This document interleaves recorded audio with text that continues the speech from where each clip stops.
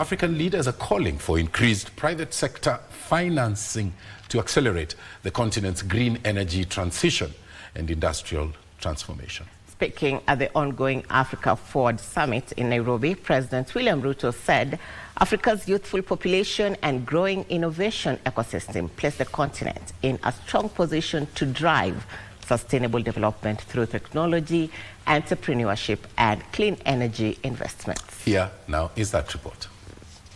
African countries are increasingly positioning green industrialization and clean energy investments at the center of their long-term economic growth strategies amid rising pressure to transition towards low-carbon development models.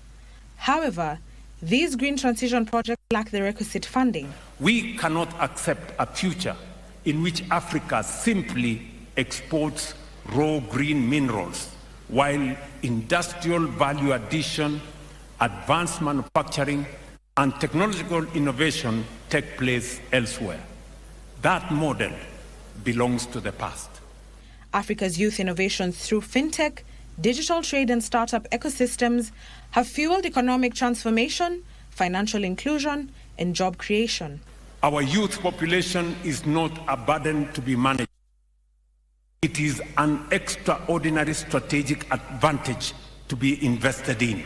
Ruto further rallied calls for a stronger African voice in shaping global economic and development priorities through representation in global decision-making institutions such as the United Nations Security Council. Kenya, therefore, remains steadfast in its support for the common African position as articulated in the Ezulwini Consensus and the City Declaration, which calls for Africa to be accorded permanent representation on the Security Council with all the prerogatives and privileges of permanent membership, alongside additional non-permanent seats.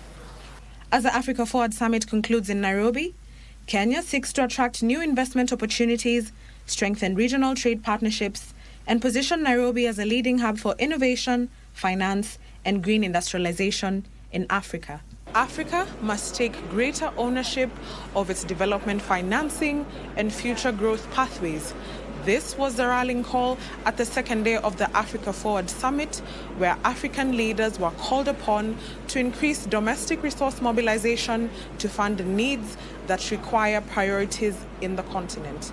Reporting for KBC Channel 1 from the Africa Forward Summit at KICC, my name is Ndota Mokami.